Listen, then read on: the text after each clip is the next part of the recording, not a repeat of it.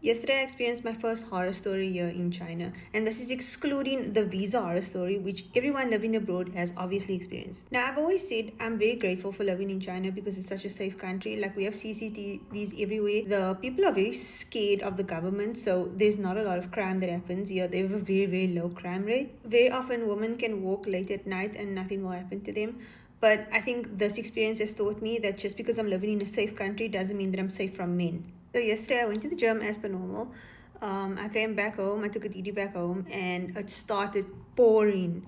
And I just had to like walk in the rain. I was soaking wet. I walked into my building complex, but I was like soaked when I got into the building. So I kind of just stood there for a little bit, and I was wanting actually to take a picture so that I could post it. While I was walking, I passed two people. I passed a lady that was walking and a man. This man was like in this e-bike, but the e-bike is like covered. He actually like looked outside to see me. And then when I got to the front of my building, I remember I stood there because I was trying to take the photo, and I turned back and this guy was right behind me. But I didn't think anything of it, right? Like I was just like, ugh, now there's someone behind me, now I can't take my photo. And I was like, oh, whatever, like I'm just gonna go inside now. I went inside, I went into the elevator. And in my head, I was like, please let this guy not get into the same elevator as me. Like usually there's two elevators. So if someone gets into the one, I'll get into the other one. And most of the time, because Chinese people are very impatient, they would do the same thing. So they wouldn't get into the same elevator you, they just get into the next one. And he didn't get in. So I came up, and I was soaking wet at this point, right? I took my shoes off and my bag was soaking wet. So I just threw everything out of my bag and I wanted to go put my bag outside. Then I heard a knock on the door. In my head, I was like, okay, maybe it's a package, because no one really knocks on my door and I'm not expecting anyone and I don't have people over. So, and even if we order like takeout or anything, they would usually call you, they don't knock on your door. So I went, I thought it was a package, and I at first didn't realize it was the man that was downstairs that is here in front of my door. And he was asking, oh, like, hello, do you live here? I was like, of course I live here. Like, I opened the door. And he was like, and in my head, I was like, I thought he was looking for someone. And he was asking me about, like, oh, is there someone living, like, in the other apartment? Because in my building, like, there's one door that separates two different apartments. So I live on the one side and someone else lives on the other side. And he was asking, is there someone there? And I was like, I don't know, but I know that someone lives there, but I was saying I don't know if the person is there or not, because I thought he was looking for someone. And he was like, oh, are you the only person living here? And my dumbass said yes, and I know that I shouldn't have, but in my head I was like, I thought he was looking for someone. And this is the mistake that I made, like, is telling this man that I don't know that I live alone. And like, us as women, we all know that we shouldn't do that, but in the situation, like, and given like where I live, I really didn't expect that this man had any bad intentions. He then proceeds to like keep asking me questions, but then he puts his hand on my door, as in to keep it open, and he starts looking around the apartment. At that point, I started feeling uneasy. And then, as much as I did understand what he was saying in Chinese, because I felt so uneasy, I stopped answering him and I just told him, I don't understand, I don't understand. And he was just standing there being persistent, and I was like, no, wait, I'm not actually feeling uncomfortable. Like, I'm just gonna close the door now. And I just said bye-bye and I closed the door. I'm now piecing together that this man was actually the man that saw me walking outside, and he turned around, followed me back into my building. And he's the guy that when I turned around to take the picture, he was the one standing outside of the building coming in.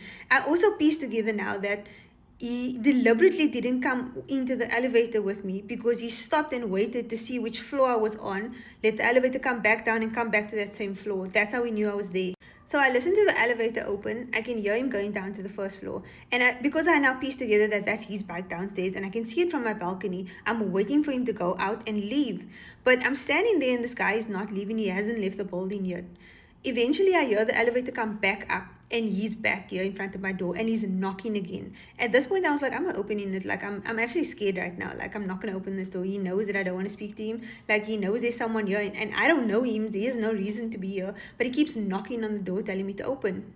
I was like, you know what? I'm just going to wait for this man to leave. 15 minutes pass. He still hasn't left. I was kind of just waiting for the guy to leave. And then he started shaking the door. And at that point, that is when I got scared, because it's now 25 minutes since this guy's been here. I don't know how long he's still going to be here. Now I'm starting to like run through my head. What can I do? Like, what do I do? What are my options right now? Like, I can literally walk out past him, tried to lock my door, tried to hold him off. I'm like, this guy's a little shorter than me. Like, he's probably in his late 30s, 40s. Like, I'm a pretty strong woman. Like, I could probably take him. Like, there's no way that he could, like, drag me out here or whatever. I'm like, I could actually get past him and go down to the property managers, because it's at the first floor in my building. There's people there. So I'm like, I could just go downstairs and tell them, like, this man is bothering me. Like, please let him go home or leave.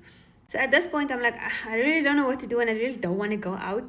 And so, like, I know that we have this thing called Waimai here in China. It's like food delivery, and I know a supermarket that delivers really fast. So I'm like, you know what? I'm gonna order something quickly. I'm gonna ask the guy that's delivering to help me get this man away. I also messaged my landlord and let her know that there's a man outside and he's not left yet. Because in my head, I was like, okay, he's gonna wait for a few minutes and he's gonna leave, and he still hasn't left at this point. Okay, right, so now I have this why my guy come in. I'm watching him on the app because I'm trying to see where he is, because I'm really hoping that he's not going to just come in and drop the food and then the guy's still outside. So I have the translations also of how I'm going to ask this guy to help me so that he doesn't leave the food and he stays there and help me get this guy away. Because my landlord is not responding to me. Okay, the why my guy is 4 minutes away. At 4 minutes, this guy leaves. He leaves. I'm watching him. I see he gets back into his little car and he leaves. I'm like, okay, the guy's gone now. That's fine. So the Waima guy eventually comes, drops the food, and I'm like, okay, this was the plan B. Like, I didn't regret doing it because this guy would have helped me in any case. I get the food. I come back inside. I wanted to go shower because, like I said, I came from the gym, but something just told me, like, I was just scared to like get in the shower, and I just stood at the window. And then I saw the guy came back. So he circled around the complex and he came back. And he's standing in front and he's like looking up at me because he knows exactly where I live, right? So he's looking back up and checking like if I'm here. And I'm standing there and I'm trying not to be seen. But the thing is, he knows that I'm in the apartment. He just watches for a minute, then he leaves. I messaged my landlord. My landlord's like, okay, she's messaging the property managers because she speaks Chinese. So she's letting them know what's happening. After a couple of minutes, he left again. And I was like, okay, he's gone again. I'm explaining to my landlord everything that happened. They're saying they're looking into it. He circles back a third time, but this time he comes up again. At this point, I'm scared because I'm like, I don't know. Like, I knew when he was here for the first time that he was unarmed. I don't know if he went to go get something and he's armed now, or if he went to go get something to open the door or whatever. Like, so this time I'm actually scared, right? And he's again banging on the door, trying to shake it open, like turning the handle. And I've taken videos of all of this that's happening for my landlord. She's sending it to the property managers. And I see the two girls walking towards the community. And my landlord tells me, just keep the guy there. I'm like, I'm not opening this door. I don't know what he has right now. But as I see the two girls come in, I also hear him leave because I hear the elevator again. And he goes downstairs. At this point, I'm like, you know what? I'm going to go out now. Like, I need them to catch this guy because I need them to see, like, this guy's actually here. He's actually doing all of this because it's my word against his right now. You go downstairs and the two girls catch him. And you know what he tells the girls? That he knows me. I go downstairs and I tell them, I don't know this man. And the security guy comes and he's like, what happened? And I'm explaining to the guy what happened. And they're like, yes, they know. They've been watching the security cameras. They see that he's been circling the community and he's been standing here in front 3 times now already. So they've been watching this guy. And the girl looks over at me and she's like, oh, he says he knows you. Girl, is that the point? Irrespective of if he knows me or not, which I don't know this man, he's lying clearly. But why is he circling? You literally watch on the CCTV that this guy is circling, he's standing here, he's watching, he's not supposed to be here. Eventually, they gave me the security guy's number and they told me that if the guy does come back again, I can call the security. But it was the first time that I felt so unsafe here in China. I'm so grateful to my landlord because she did help a lot. Like, she was in contact with him. She's the reason that they were able to watch him and see him come back and forth. But it was very scary to see that, like, he was actually just let go. He was let go with warnings. They said they gave him a warning and they just told me when he comes back that I should call him, but nothing. He actually just got away. And this morning I went downstairs to go check for my packages and I realized that same car that was following me, he lives in the next building. So this man that's been stalking me, he lives in the same complex that I'm living in. And the scary part wasn't even him himself. I wasn't scared of him. It's that he was not scared of the law and it was so easy for him to follow me back into my apartment. The frustrating part for me about all of this is they went back and they went to go watch the CCTVs. And when I said he followed me home, they were thinking that he followed me from outside into the complex. So they kept on saying like, oh, you came through the north gate, but he came through the west gate. Like, that's not important. Even if we did come through 2 different gates, and even if you did assume that I said he was following me from the outside, you clearly saw what this man was doing inside this complex, and you know this guy is living in this complex. Like, why did you let him get away with all of this? I just want women to be careful. I live in a gated community in a country as safe as China, and still I was not safe from this man. Incarnation story for you that is wild. So this happened to a couple in the 1960s. They had 3 children, 2 older girls and a boy. The boy was quite small for his age. He was 6 years old, called Harry, and he was quite ginger with lots of freckles. This is relevant to the story.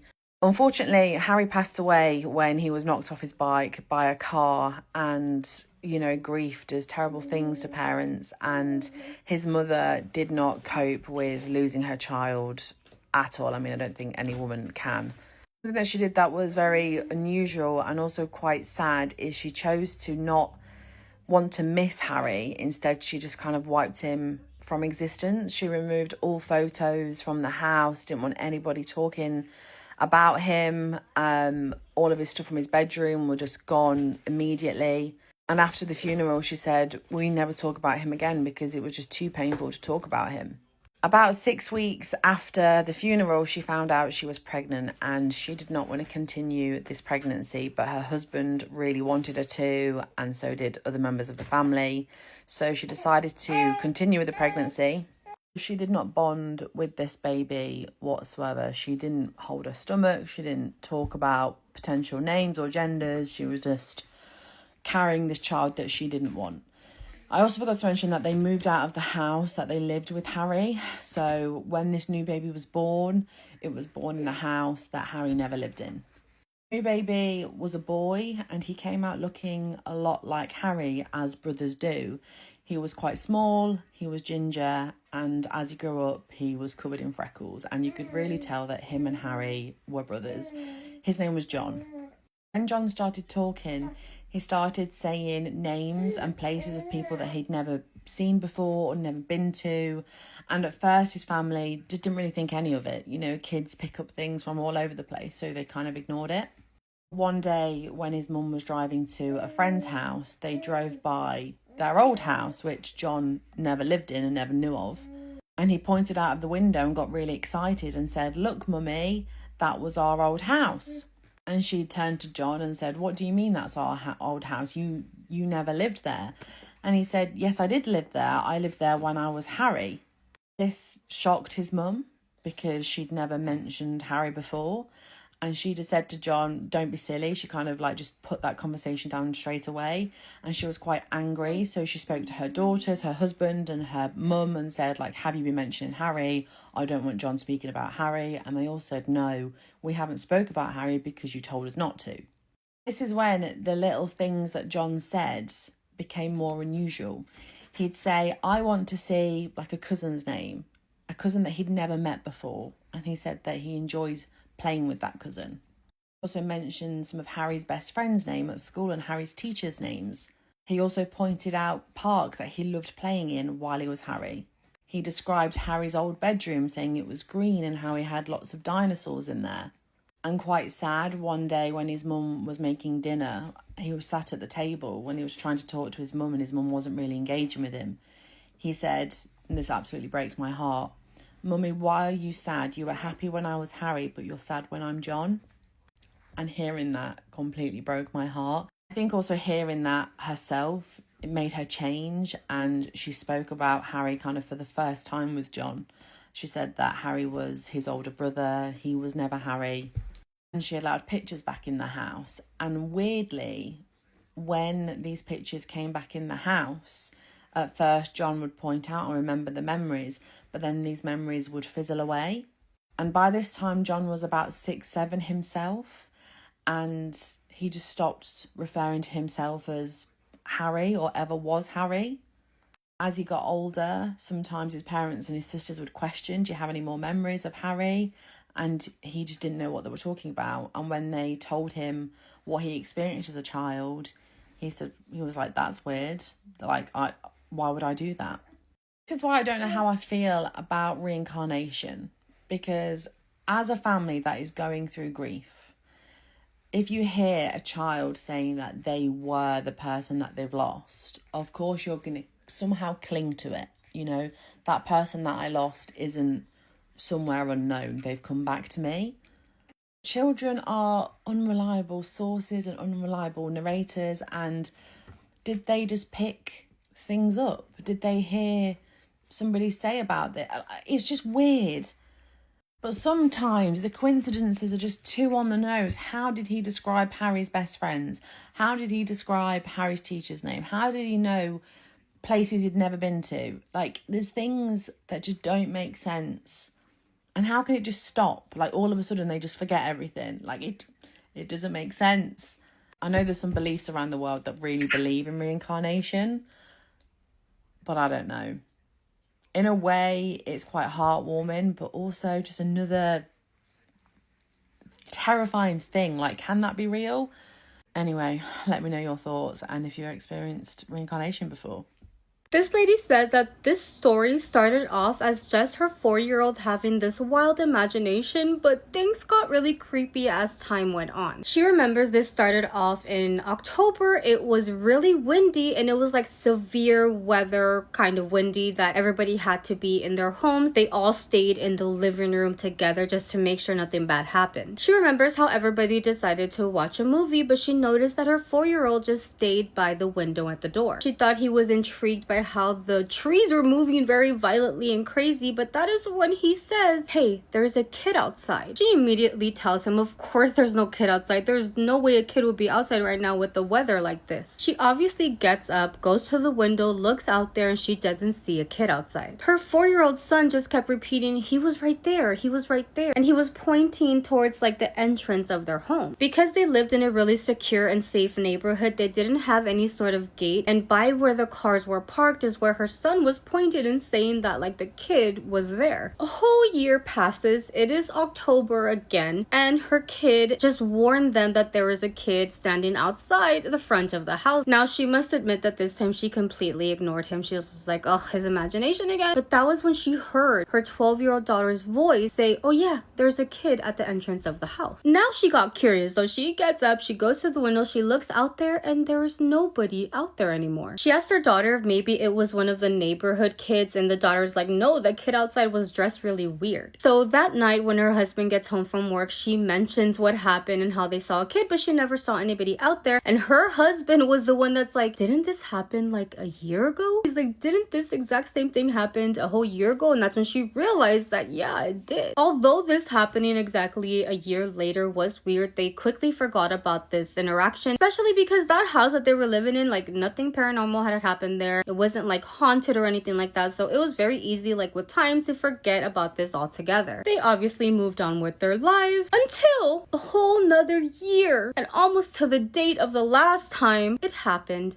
again. This time she remembered. This time that date was very present. This time she's like, hey, a year ago, you know, our kid saw somebody outside. So this time she was trying to look out there. She even says that her kids were playing around in the house. They played around in the garden, and she was looking out there to see if there was a kid that she had never seen before, and nothing happened. She thought to herself, maybe I'm just freaking out, I'm overreacting. And she said that it was nighttime, it started to rain, and she heard something in the kitchen, so she decided to go and see. She goes to the kitchen, she finds that her daughter was actually making a snack, and she starts laughing to herself like, oh my god, I'm so paranoid, like what is wrong with me? I'm thinking like there's a kid here that doesn't belong here and it's in the kitchen. Obviously thinking she was just so stupid thinking about this all day, she decides that she's gonna go up the stairs and go to bed. But that is when she walks past the window and is about to go up, and she thought that she saw a little kid at the entrance of their house. She ignored it, kept going up to her bedroom, but she made a mental note. She wanted to go straight to the bedroom, to her window, because if there was a kid standing there, it was very clear view from her window and she would see if there's an actual kid down there. When she goes to her window and peeks through the curtain just a little bit, she not only sees that there's definitely a little boy standing at the entrance of their house, but he is directly looking up at her window at her. She literally screamed out loud, let go of that curtain, and says that she didn't tell anybody about that. Now she said that she did take a very good look at that boy, even though if it was like this few seconds and she was so scared. She said that he had khaki pants, he had suspenders, and a fedora on his head. It looked like he was from a completely different time. Time passed after that and they ended up moving out of that house, and basically she wasn't able to prove that he was gonna appear the next year after that. I'm not gonna lie, I wouldn't have stayed to figure it out either, because what the fuck? Like, how would he have known that she was gonna peek out of the upstairs window? That is crazy. Imagine him just like looking at you, like if he knew you were about to look at. No. But what do you guys think?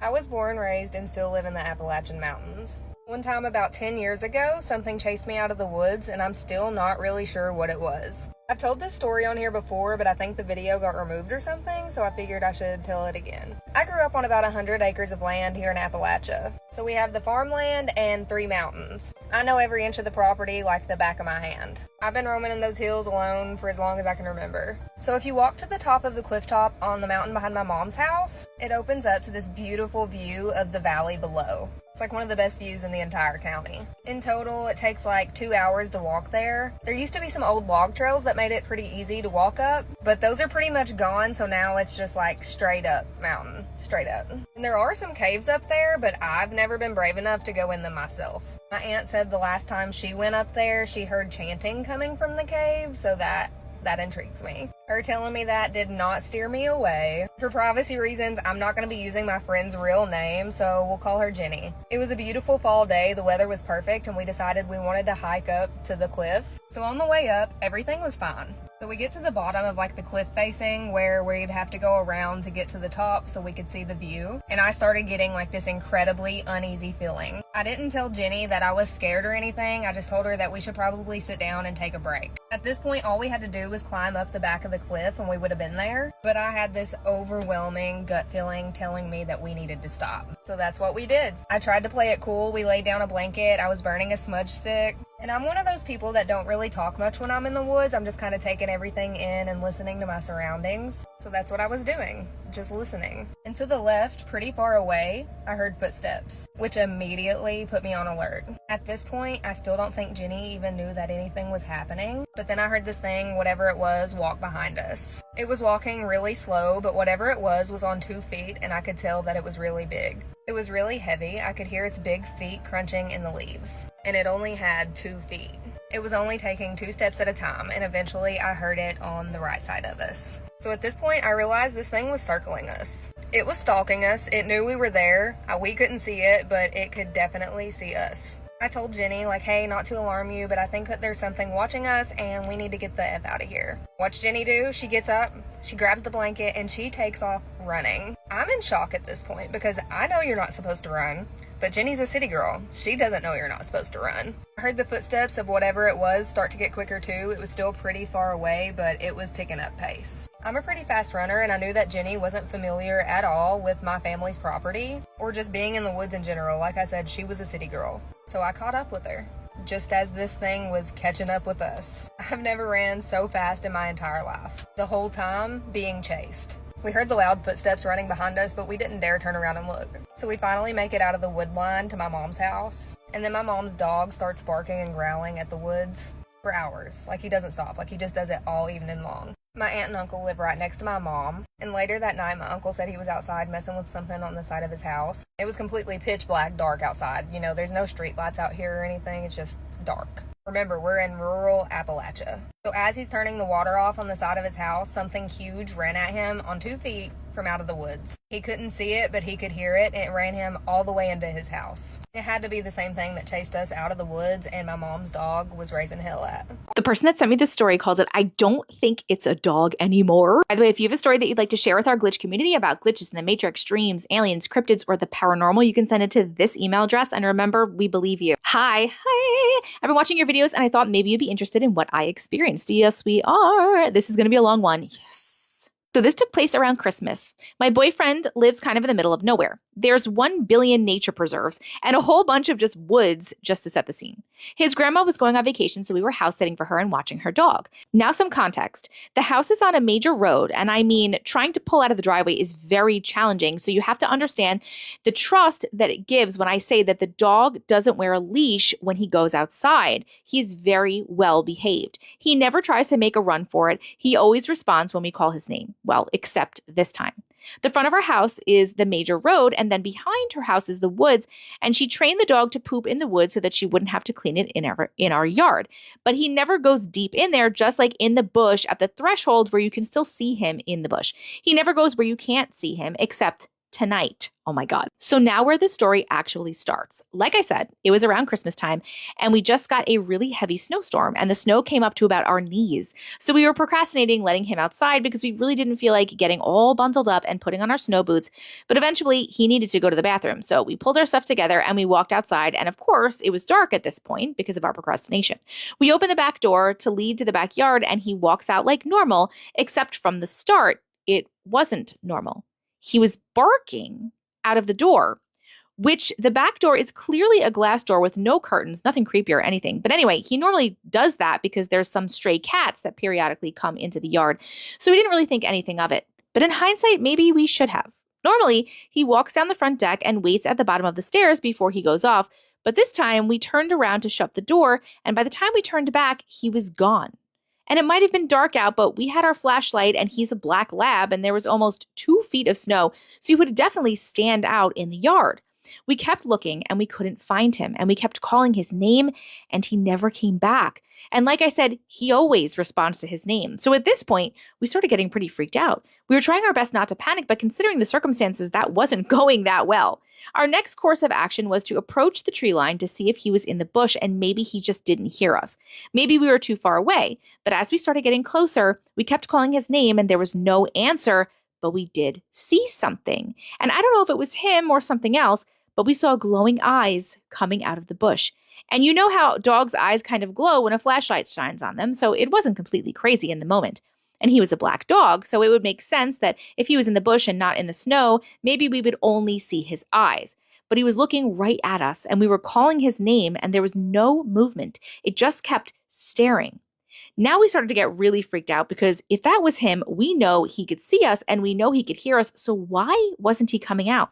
We obviously had to find him, but we were a bit apprehensive to approach closer because we weren't entirely sure what it was. There's a lot of bears in that area, but it didn't look much bigger. It looked to be about the height where his eyes should be, so we were just really confused. After a few minutes of trying to decide what to do, we decided to walk back up towards the house to see if maybe he was waiting somewhere up there for us and we just didn't see him. We weren't really sure what to do at that point, but all I knew was I felt a gut feeling that I shouldn't turn my back on those eyes. That at this point, we're still staring at us, whether it was something supernatural or it was a bear or some other animal, turning my back on it didn't seem like a good idea. So I turned my head to talk to my boyfriend who was standing right next to me and tell him that we should slowly walk backwards until we got closer to the house. But by the time I turned my head back to look at the bush, it was gone. He appeared to be looking at the bush the whole time, but he never noticed them leave. Just noticed that they weren't there after. And then all of a sudden, the dog came running out of the bush and we froze. Something just felt off. Was that him staring at us the whole time? He always responds to his name. Why wasn't he coming out of the bush?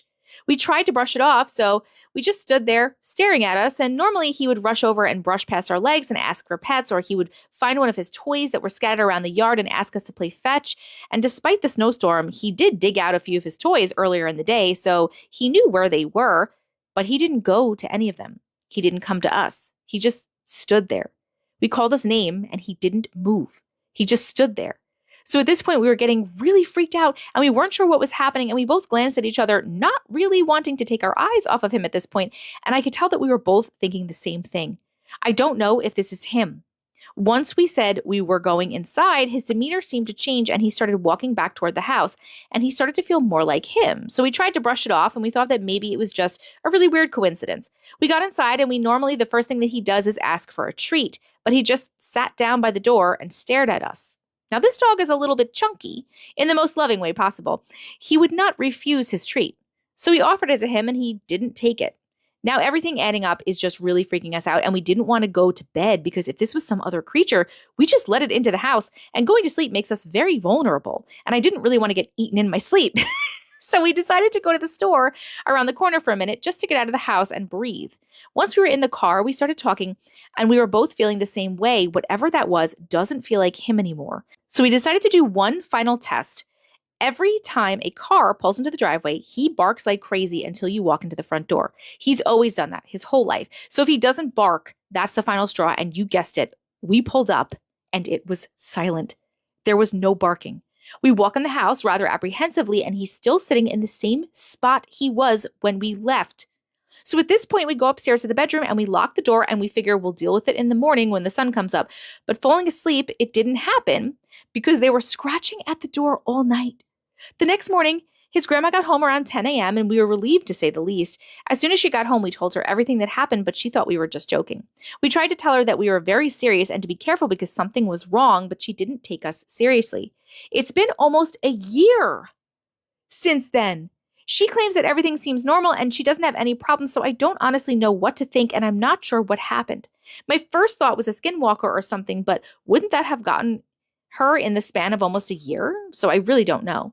Any opinions you would have will be very helpful because in a month she's going on vacation again and we will be house sitting with whatever that is again. The end. So wait, have you not been back there since then to see the dog yourself? Because I'm wondering. And then that morning too, when the grandma came home and you were talking to her about it, was the dog acting like your dog again? Like, I'm wondering if it went back to normal or if it was still acting weird and she didn't think it was weird, but you guys were like, this is weird. This dog is acting weird. And have you not seen the dog in a year?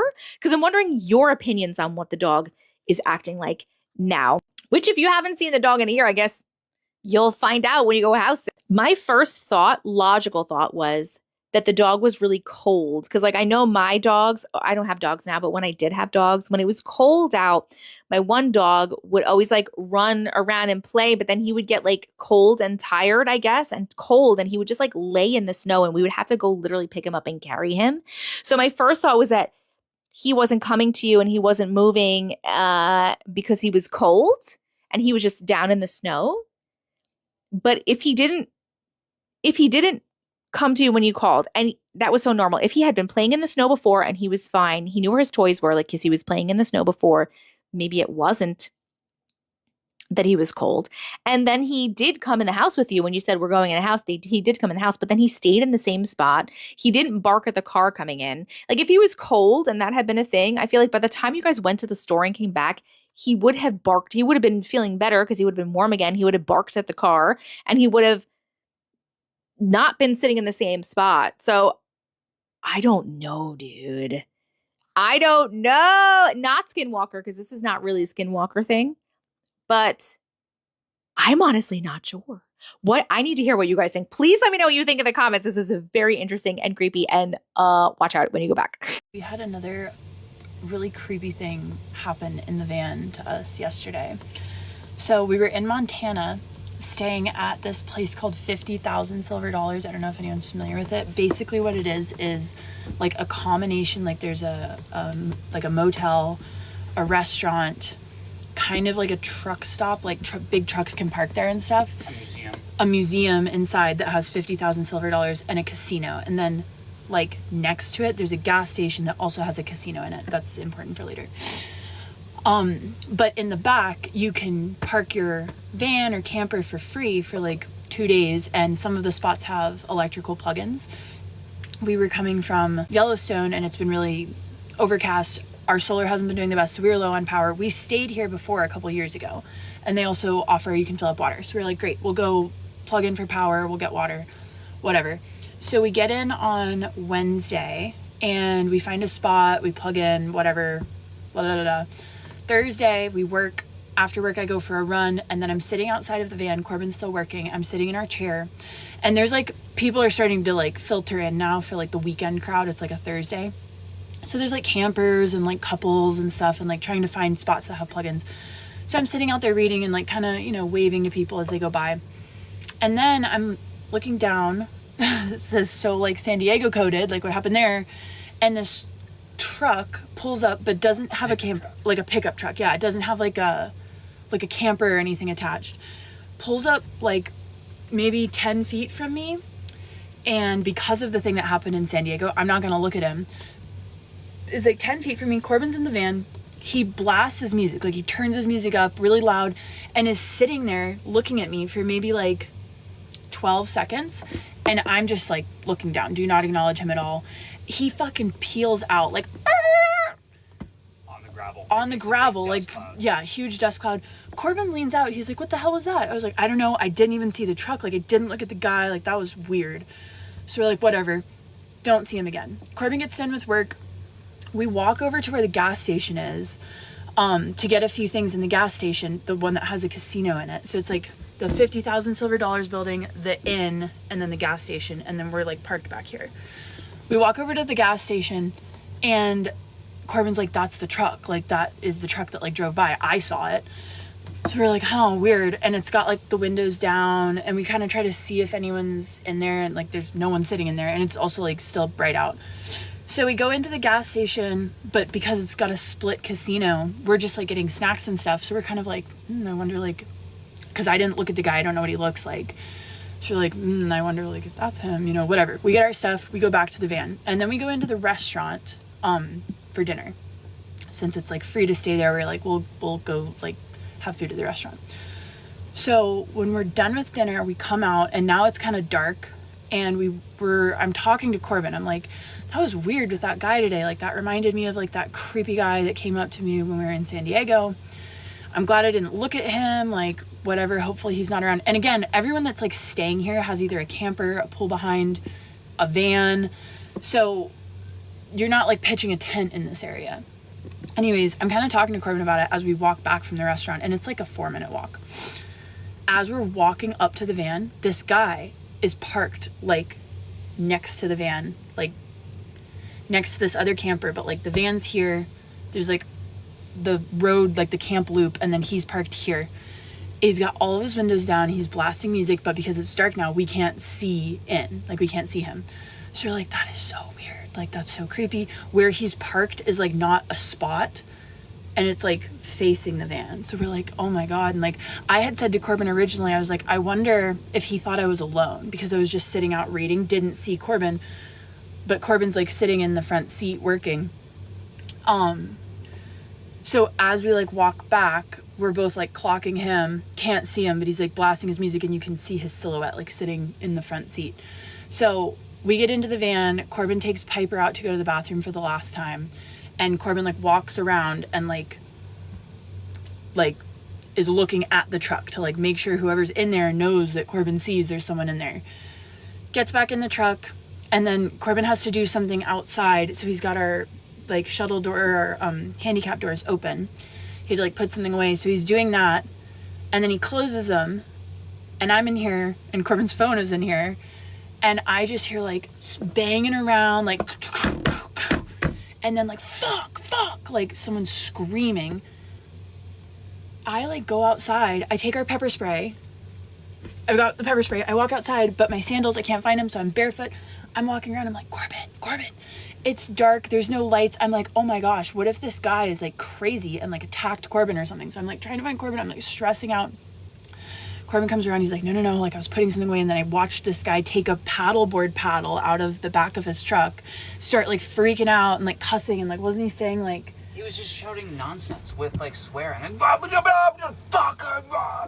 like just being like nonsense words. A psycho. And so we're like, what the hell? So then we get inside, we turn off all the lights, we're looking out our like bed window where we can see him, and he goes into the back. Well, so he's smoking. Maybe he's just like smoking weed or something. But he goes to the back of his truck and you can like clearly see like a lighter clicking like over and over. I don't know if he's like smoking other drugs. Wasn't smoking a cigarette because you only light that once. But then we see him like get into the back of his truck, like the truck bed, and it's got like a cover on it. Like a topper. Like a topper, yeah. Like a hard top. And what does he do? What does homeboy do? Pulls up on his phone. Corn. Mm-hmm. Corn on the cob, baby. Yeah, and is just watching that. And from what we saw, it looks like pretty violent. So that was really weird and creepy. And so then we're in bed, like watching a show, Gossip Girl. And Corbin like falls asleep. And I see this guy get out of his truck again. I'm like, oh no, oh my God, he's gonna come over. Like, triple checked that all the doors are locked. And there's other campers around. So like, I'm not that worried, but it's like, you never know who you're dealing with. Like, what if he's crazy? What if he's on drugs? What if he's like having a total break with reality? So he like gets out, he goes to the front seat again. I'm watching him like click his lighter, I don't know, smoking something. Goes into the back again, starts watching that again. And then like 20 minutes after that, gets into his truck, peels the fuck out. Like, it's like gravel road, so huge cloud dust. I wake Corbin up and like, buddy's gone. But yeah, today, Corbin doesn't usually run with me, but today on my run, I was like, can you please come with me? Because I'm really scared. Like, I was like running through the woods anyways, but it's like, what if that guy like follows me? And you saw a little bit of him and he looked like an older guy. Like, we weren't expecting that. It was dark, but like we're like trying to see him through the dark. You could just see a silhouette, which makes it so creepy. It looked like an older guy with like short gray hair, but you don't know. Like I couldn't see enough of it to be for sure. But we got his plate. When we saw his truck at the like gas station casino, Corbin was like, that's his truck. We go in, we get our stuff, still don't know what he looks like. But when we walked back, I was like, let's go on the outside of the truck because he didn't have a front plate. So we wrote his license plate down like before some of this other stuff happened. But then today we didn't see him and we left that spot today. So, but yeah, stay safe. That was creepy. And I hope I never have to see that guy again. Every town has that one place that everybody tells you not to go to after dark, and in my hometown, that was the old clock tower. Growing up, every single kid in our town knew this story. And it didn't matter if you believed in ghosts, witches, or anything like that, because you best believe once that sun started to set and the old church bell started to ring, absolutely nobody wanted to be out there. Nobody wanted to be near that old clock tower. And that's because according to the legend, she was still there. Most people think that this story started somewhere late in the 1800s when a woman lived alone in a house that was just beyond the church. And for the time, she was pretty different than everybody else. You know, she knew the type of herbs that could heal you. She delivered babies. She placed herself responsible for making medicines while the doctors were out on horseback, doing something that they had to be away for days. You know what I mean? People came to her for help is what I'm trying to say. All until they needed somebody to blame. Because one winter, several children died from a disease or an illness that was spreading throughout the town. Livestock even started to turn up dead. Crops were failing. Then the church clock stopped working. And to the townspeople, that was not a coincidence. Rumors started to spread faster than the sickness itself. Townspeople had been whispering that that old woman who did the herbs and shit was hunting around at nighttime, you know, gathering plants and weird herbs under the full moon. That black crows would follow her wherever she walked. You know how people used to talk about witches, right? They would say things like she never seemed to age, and that every single time the church bell rang, she smiled. Within days, the town had convinced itself that she was a witch with absolutely no trial. You know how that goes. No evidence, just their own fear driving them to do this. So they dragged this woman into the town square beneath the clock tower where everybody gathered to watch. Some versions of the story say that she was hanged while other versions say that she was burned, but almost every version ends the exact same way. As she looked up towards the giant clock tower, she cursed the entire town. When these bells call your name, don't answer. Then she died, or so they thought. Because according to local folklore, strange things started happening almost immediately after. The church clock, which hadn't worked for weeks, had suddenly begun working again. People claimed that it would randomly chime 13 times rather than its normal 12. Others swore up and down that they would see the hands moving backwards in the middle of the night. Children said that they could hear footsteps circling inside the church when, you know, it should not have been even open. No matter how many times workers climbed in there to inspect it, they never found anybody in there. And over the decades of these stories, they've just gotten crazier and more strange. As teenagers, we would dare each other to go stand beneath the clock tower, and some of us would laugh. Some of us would get too scared and stand back and turn white as a fucking ghost. I was not one of those children. Some of the kids were even so scared and shook by what they saw, they refused to talk about it for the rest of their lives. One story tells of this young boy who climbed up the clock tower on Halloween as like a part of a Halloween dare or whatever. His friends waited below and they could hear him up there laughing and just tee hee ha ha, this is such a funny experience, whatever. Then they heard a scream and then complete silence. When they finally went looking for him, they found him sitting on the wooden floor beside the bell, alive, but he was in this catatonic state. The only thing that he was ever able to say afterwards was, "She asked me what time it was. She asked me what time it was. She asked me what time it was." Another legend says that if you're standing beneath the clock tower when it rings, you're not supposed to look up You must keep your eyes on the ground, because if you look up, you'll see her not hanging there, not standing there, but perched up along the edge of the tower roof, just watching. Some describe her as an old woman with impossibly long gray hair that just moves when there's no wind. Like, when I hear that, I think of the Dress to Impress hair, the one that's just always flowing. Others describe her as being completely pale, so much so that it just glows under the moonlight, and she's dressed in complete blackout clothing. Nearly everybody agrees on this one detail, and that detail being her eyes are so piercing and sharp and they lock you in. Once you've made eye contact, she can follow you home. People have claimed that after experiencing this, they have experienced their clocks stopping at very certain times of the day or night, their pets refusing to enter rooms that they have previously entered with no problems, wake up hearing church bells even though the tower is miles away. Eventually, you'll hear somebody knocking on your door every morning just before dawn, and it's always 3 knocks. The legend says that whatever you do, you mustn't answer the door, because if you do, nobody will be standing there. Instead, after you open the door and you turn around, she will be standing right there. Whether any of these stories are actually true or not, it was enough to scare us straight as kids and keep us from playing in the old clock tower, which I think adults just wanted us to stay out of because it was kind of crumbling and falling apart. But they're fun legends to keep alive anyways, I suppose. So that's the legend of the Clock Tower Witch. What happens when you find out that the house you just moved into used to be a funeral home? I mean, the only logical answer is to sleep in the casket display room right down the hall from the embalming room in the basement, right? No, just kidding. I would never do that. But this family did. The Snedeker family haunting is truly nightmare fuel. That is, if it actually happened. What this family said to have experienced during their 2 years of living in this former funeral home went on to inspire one of my favorite horror films of all time, The Haunting in Connecticut. And I know what you're gonna say, Courtney, the movie scored 17% on Rotten Tomatoes. Listen, we don't need to talk about that. Just trust me, guys. This movie is genuinely so scary.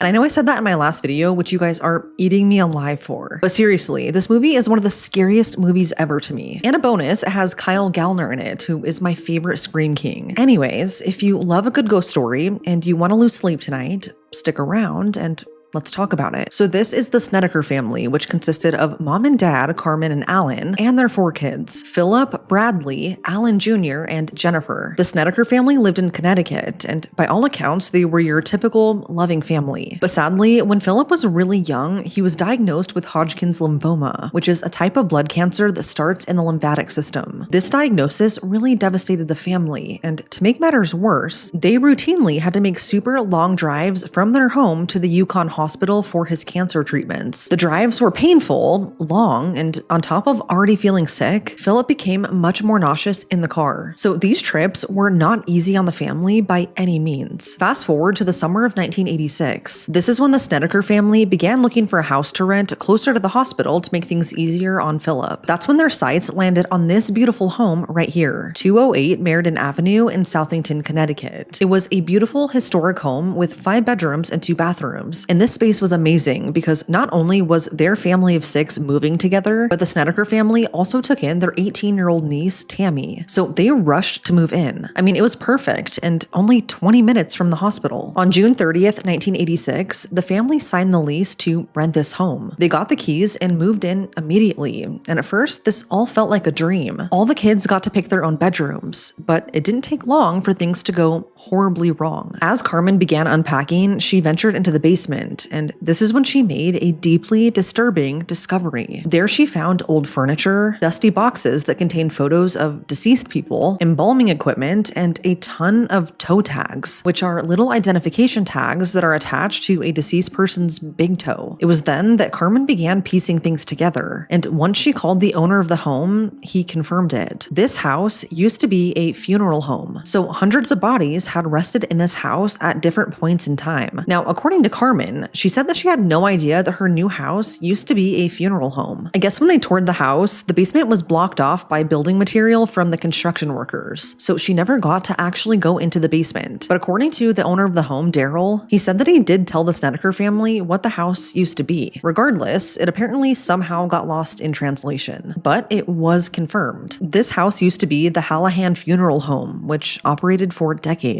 The family now had to make a plan. Either stay in the house, even knowing its history, or move. Well, they decided to stay. But from that very first night in the house, they started experiencing paranormal activity, or so they say. So Philip and Bradley decided that they wanted to share a room in the basement. I mean, it was a pretty big space and very private like most teenage boys want, but the downside, their bedroom was in what used to be the casket display room, which was right down the hall from the old embalming room. As the days went on, the family would find so many personal items that belonged to the dead, which is kind of eerie to think about. And while everyone in the home said to have experienced paranormal events, the demons or ghosts really focused on Philip. Some think it was because he was sick, but I don't know. Regardless, from the very first night, Philip began seeing a young man in the house with long black hair, and this man would talk to him every single day. Sometimes he would threaten him, and sometimes he would just say Philip's name on repeat, which scared the crap out of him. On one occasion, Carmen was mopping the floor in the kitchen when all of a sudden she looked down and saw that the water had turned to blood. So blood was all over the floor, and it smelled like rotten flesh. Over the course of the family's time in this home, Mom and Dad, Carmen and Alan, said that the ghosts SA'd them, and then Philip's entire personality began to change.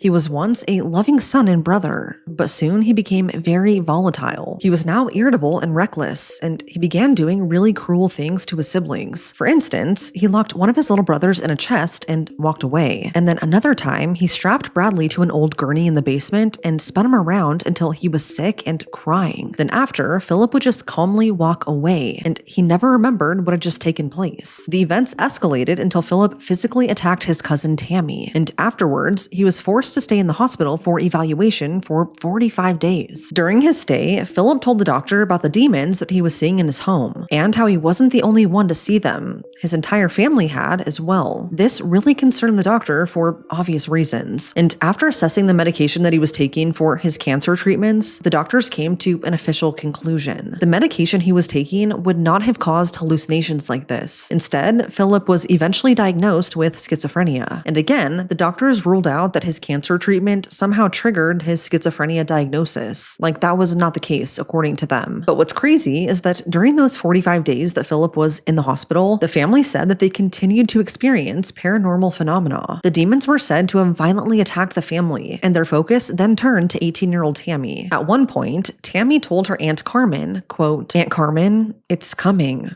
Can you feel it?" End quote. Carmen then saw unexplained handprints press into Tammy's pajamas. So by their account, paranormal activity continued even while Philip was gone, and despite his schizophrenia diagnosis. After his 45-day stay in the hospital though, the family sent Philip to live with another family member. And after that, Philip said that he stopped hearing voices and seeing spirits. And not long after this, his cancer went into full remission. But back home, the family was still terrified and reportedly being tormented. They didn't know what else to do, so they called 2 local priests and begged them to perform an exorcism on the house. When they did, they said that the priests were so terrified that they ran out of the house and never came back. Not really knowing what to do or who to turn to for help, the Snedeker family reached out to Ed and Lorraine Warren. Ed and Lorraine Warren were probably 2 of the most famous paranormal investigators ever, and they were involved in cases like Amityville and the hauntings that eventually inspired the Conjuring movies. But they were also incredibly controversial, and a lot of people believe they exaggerated, embellished, or even completely made up parts of their cases for attention and money. So do with that information as you will. Anyways, Ed and Lorraine visited the home, as well as other paranormal investigators and researchers like John Zaffis, and according to them, they all witnessed paranormal activity too. John said that one night while he was staying at the Snedeker home, he saw a spirit come down the stairs, eventually saying to him, quote, "Do you know what they did to us?"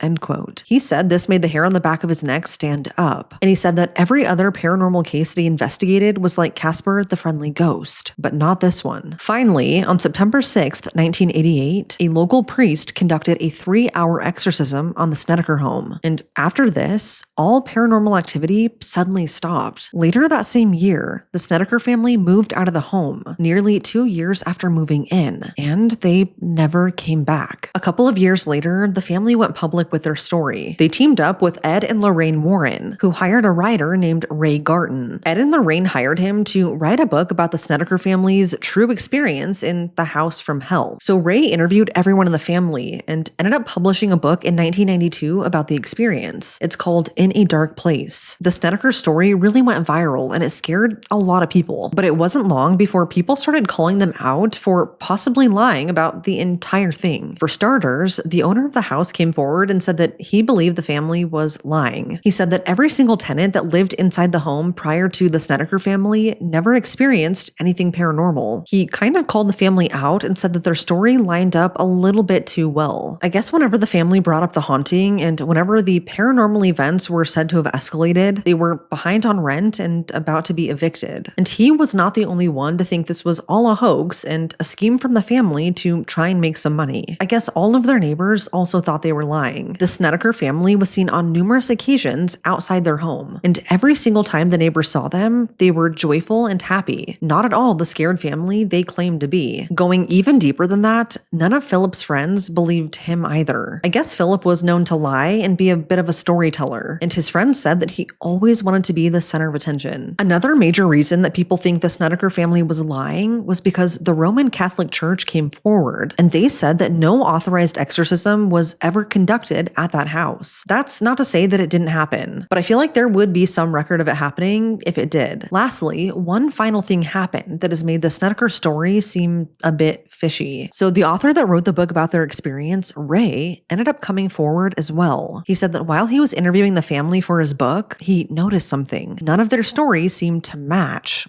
like at all. So we brought his concerns to Ed Warren, saying that he thinks the family may be lying. Ed then told him something shocking. Ed told him to just make up the scariest story that he could possibly think of, and to barely touch on the family's personal problems, like the mental health diagnosis, the financial problems, etc. So Ray outright has admitted that the majority of the story he wrote for his book was largely fiction, all thanks to Ed. This is insanely inappropriate for everyone involved, especially Ed Warren, who marketed himself as this honest paranormal investigator. Kinda seems like he was maybe scamming people, and it's made a lot of people question what else of his life and experiences were made up. The Snedeker family did make a good chunk of change from this book deal though, and they were also very aware that the Lutz family, who lived in the Amityville horror house, had also sold their story to a publication. So this all feels very forced and maybe not super genuine. I don't know. The general consensus was that the Snedeker family haunting was fake. That Philip's experience battling cancer, taking a lot of medication, and being diagnosed with schizophrenia was mislabeled as demonic possession. That the demonic activity that the family suffered stemmed from mental illness, financial stress, and overall a dysfunctional family. Carmen Snedeker went on to become a real estate agent, and she said that ever since moving out of that home, she's been very sensitive to supernatural forces. She said, quote, "If I wouldn't sell you a house, you can bet it's because I knew that it was haunted."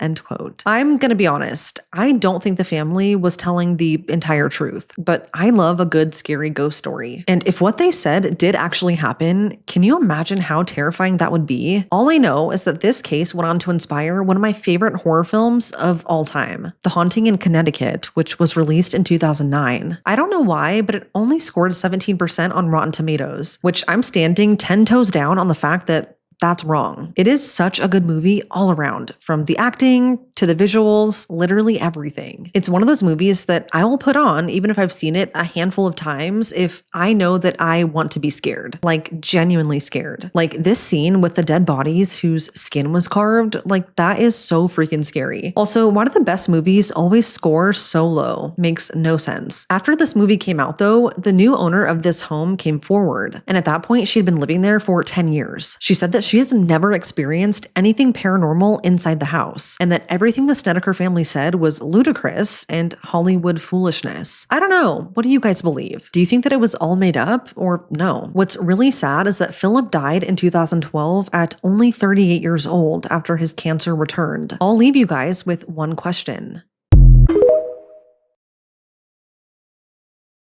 Here are more spooky stories that I found in my TikTok comments. Let's go! When I was little, I went to the forest with my best friend. There was nothing special, just trees, until we saw a girl in a white dress with hair over her face. I was very scared and my friend started crying. That girl had her hair out of her face. She only had one eye and a big smile. We ran away crying and no one ever believed us after that. When I was 12, I got a job working in a cornfield. After my first day, I was tired, so I took a nap. When I woke up, it was dark, and I looked over and saw what I thought was my little brother, so I asked him, "What are you doing in my room?" Then I heard a knock on my bedroom door, and when I opened it, there was my brother. "Who was in your room?" We had a picture from the early 90s of us in front of an old tube TV that was off. If you turn the picture upside down, you can see an old man's face in the TV. I wish I could find that photo. In 3rd grade, my old house was low-key haunted. There were many paranormal experiences. I didn't have a room, so my bed was in the living room, and I had a clear view of the front door to the house. One night, my grandma is laying on the couch and then jumps up saying, "Get off me." I kid you not, the front door to our apartment, which has a deadbolt by the way, unlocks itself and flies wide open, then shuts. I have a clear view and nobody was there. The worst one was when I woke up to the sound of a tea kettle whistling. I get up and look in the kitchen, and the stove isn't on, and nobody's there. Then I hear a loud groaning noise. I ran right back to my bed and pulled the covers above my head, and then there was a loud buzzing noise, like there were thousands of bees inside the apartment. I'm only 8 years old at this time, so I'm scared, and I kid you not, while under those covers, I feel a force pushing my head into the pillow, but there was nothing physically touching me. Then whatever it was proceeded to scratch my belly button through the blanket and my shirt, by the way. Then everything stopped. I've never forgotten any of that. Scariest experience of my life. This story is in response to one of my previous videos where I read about a man who was woken up by an entity right before he had a seizure. The one with the man on the bed and the seizure after, my mom had something similar happen. I hadn't been born yet, but my brother was, I think, 7 or 8 years old. My mom was asleep, but woke up in a cold sweat with a strange feeling. She felt something compelling her to go into our living room, so she did. Once in the living room, she saw a man with a hat, the Shadow Hat Man, but she didn't know what he was at the time. She says the man told her to go check on her son, my brother. So she did, and turns out my brother had fallen asleep with a candle lit and it was very low. So apparently that shadow man saved my brother and the whole house from a possible fire. When I was 10, I needed to use the bathroom, and I saw a man who looked like my dad, but wasn't, washing his hands in the sink. He looked at me, and I saw his eyes go wide and his mouth open, and I just ran back to my room and hid under my bed and waited to see if he came in, and then I fell asleep. The memory was always in my mind, and my mom told me I was probably dreaming. I remember it happening, but I slowly forgot what he looked like and convinced myself it was my dad, and that memory changed itself into my dad. When I was 24, I was stopping at my parents' and went to the bathroom, and as I was washing my hands, out of the corner of my eye, I saw a kid walk out of my room. He just stared at me, and I realized what I was looking at, and my eyes went wide and mouth dropped open, and the kid ran into the room and shut the door. I grabbed a towel and walked to my room while drying my hands and opened the door. My wife at the time was in bed, and our son was asleep in his travel cot. I checked under the bed, and nothing was there. I woke up my wife, and I asked her if she had heard anything in the room, and she said no and got scared. So I told her what happened when I was a kid and what just happened now. She thought I was joking, then believed me, but was still skeptical. But I know what I saw. It sounds like you were your own haunting. It's giving Haunting of Hill House. When I was younger on Christmas Eve, I remember waking up to banging and dragging sounds downstairs, and me being young thought it was Santa. Eek! Excitedly, I went back to sleep. My mom was also asleep next to me, and we were the only ones who lived in the house. When we got downstairs the next morning, I remember my mom's face turning white because all of the chairs were on top of the dining room table. All of my Christmas presents had been kicked halfway across the room, and some of the wrapping had been ripped off and placed on the floor to mimic the sign of the cross. Years later, I remember watching Vines as a teen in the middle of the night, and I was laughing quietly under the sheets and heard a little girl laugh from the corner of my room, almost mocking me. I didn't sleep. When my room was being painted the next day, my mom noticed child's footprints in the corner of my room, an imprint in the dust. I was a young teen by then and had much bigger feet. I was the youngest in my family, and no young kids would have been in my room. And here's the picture that they shared from Christmas Eve. That's terrifying. I would love to know what your mom thought. My sister had a shadow man living in her condo. He was pretty cool and stuck to the stairs and the laundry room. We were up late one night watching Friday the 13th Part 4, and we heard footsteps on the stairs. So we paused the movie, and I opened up the fake Ouija board app on my phone to mess around and ask who it was. The planchette moved around and spelled Jason. We named the shadow man Jason, and after that, whenever we heard a spooky sound at night or saw him move out of the corner of our eye, we just said, Jason wants our attention. As always, I love these stories, and some of these really freaked me out. Okay, bye! I've never had a problem with a female client before. The only scary things that have happened at my job, or crazy things, is by the men. I'm just gonna say it. One day I was at the gym and I was working out, and this guy came up to me and was asking me, oh, like, are you an athlete? Like, do you run track? Like, he was asking me these personal things about myself, and I was kind of just giving him, like, short answers. I was like, oh, no, I don't, like, I'm not training for anything. I just like working out. And he'd gotten my name, and then I'd seen him again, probably a week later. Didn't think anything of it. Gave him a little smile and went about my day. I come home to take my clients, and after I take my client, I walk my client to the front door, and on my front porch is flowers and a note. And at the time, I wasn't dating anyone or seeing anyone. No one knew where I lived. No one knew my address that I had been talking to. So I was like, what the heck? That's so weird. So I was like, come back into my client. I was like, do you want to come read this with me? Like, she's here for the lore. So we go back into my house and we read this letter, which I will insert a picture here. It's insane. There's a poem. There is the time of day, like a literal timestamp. And keep in mind, we had hardly talked at the gym. I didn't even know his name. I didn't know who he was. And he had followed me home from the gym and was waiting. We saw on my Ring camera that he was waiting outside until I got done with my client, had been sitting outside my house to see my reaction, which I did not know, and watched me pick the flowers and note off of the front porch. He'd never been out. I never gave him my number. I never told him we could go out. And yeah, I was stalked. And he had followed me home and was sitting outside my house. So anyway, I actually currently don't take any male clients unless it's a brother or a son or your husband. And it's because, unfortunately, I've had some experiences where it's just not safe. I've never, ever had problems with my female clients. So I'm just going to stick with that. And I don't want to get canceled. I don't want problems to come up from it. But I've always only had good experiences with females. And my male clients, unfortunately, take advantage of the opportunity of sitting in my chair and try to ask me out or ask me very off-putting questions. So anyway, but in the meantime, I'll be taking just the girls and the girls only. Some scientists are just psychopaths in disguise, because there is no way you could convince me that a normal human being would do this to an innocent creature for science. It all started with this guy right here called Harry Harlow. You see, this guy was a psychologist, and he spent a lot of time of his life studying motherhood affection. For his experiments and studies, he used baby monkeys so he could see how they would react when they are put in different circumstances. And when you hear me saying this, you might be like, okay bro, I mean, I don't see the wrong in that. Till this day, science still uses animals, so what's wrong with this? Well, let me tell you that the guy went far. Too far. If you don't believe me, for his studies, he created something called the Pit of Despair. It was basically a chamber that looked like this, where he put a baby monkey inside, but there is a problem. This chamber was in iron, so it was cold all the time, and it was closed, so it was in complete darkness. Yes, he basically isolated baby monkeys in a closed, cold, and dark spot. That's not even the worst part. How long do you think the monkeys stayed inside? A day? Okay, 2. Okay, maybe a week. They stayed there for a year. A whole year. Like, imagine somebody putting you in a small dark room with no escape, and you stay there for a year. Obviously, the results were... I don't even have to talk about it. You can see it from the pictures alone. Monkeys couldn't sleep anymore, couldn't eat, couldn't do anything. They just froze. Some of them even of sadness. But no, don't worry. He did it for yeah, of course.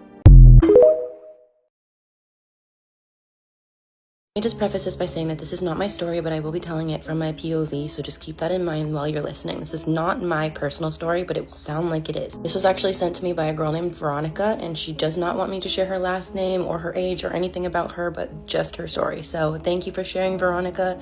Without further ado, let's get into the story. I never planned to share this. Even now, weeks later, I wake up in a cold sweat, heart pounding out of my chest just thinking about that night in those woods. My husband and I finally decided to go camping together along the Appalachian Trail near our house. We lived in those mountains for years, but we never actually spent the night out in those woods. We were super excited for our first backcountry camping trip together. We thought we knew those woods and local hiking trails through just locals telling stories, but we were wrong. We set out on a clear summer afternoon. The forest was alive around us. Everything was going great. So we hiked a few miles in, far beyond where we should be able to hear any kind of civilization. By the time we found a small little area to set up camp, the sun was kind of going down by that point. There was nobody else around. It seemed to us that we had the whole mountain to ourselves, or so we thought.